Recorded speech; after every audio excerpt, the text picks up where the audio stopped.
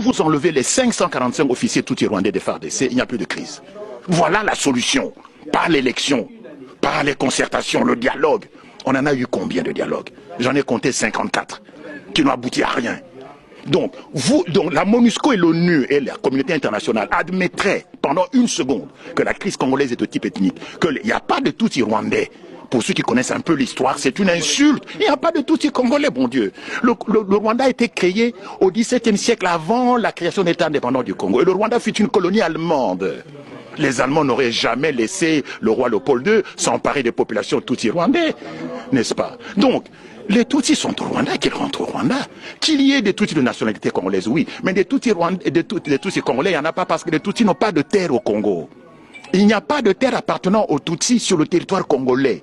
De même qu'il y a des Congolais qui habitent en Belgique, il y a des Balouba, des Bayansi, des Batédra qui vivent en Belgique, mais il n'y a pas de Batété belge, il n'y a pas de Balouba belge, parce que nous n'avons pas de terre ici, nous n'avons que la nationalité. Qu'il y ait des Tutsis qui ont acquis la nationalité congolaise, d'accord, mais ils n'ont pas de terre ancestrale.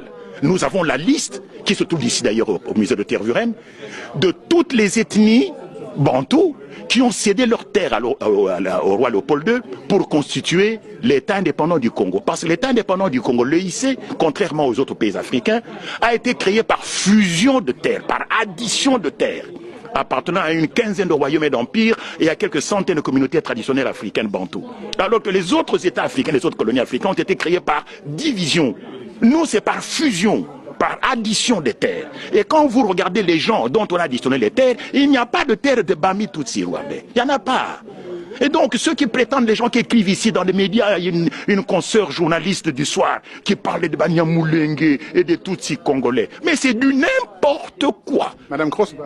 Je ne cite pas de nom, c'est même pas elle là d'ailleurs. Il y en a même une qui est beaucoup plus âgée qu'elle, qui raconte n'importe quoi sur... Je vois bien sûr. Donc, il n'y a pas de Tutsis congolais. De même qu'il n'y a pas de Batété là, belge. Donc, la guerre du Congo vient du fait que les Tutsis veulent créer au Congo, au dépend du territoire congolais, un Tutsi-land, un foyer national Tutsi, où ils vivraient en population majoritaire, où ils seraient plus exposés à un risque de génocide. Et ce territoire, ils veulent le prendre où? Au Kivu. C'est pour ça que le Kivu n'a pas été impliqué dans la réforme administrative. Toutes les autres provinces ont été découpées, sauf le Kivu. Et puis on nomme qui? On nomme Azara Souroubert, un Tutsi rwandais, comme ministre de la décentralisation. Tiens. Mais ça se voit comme le nez au milieu de la figure.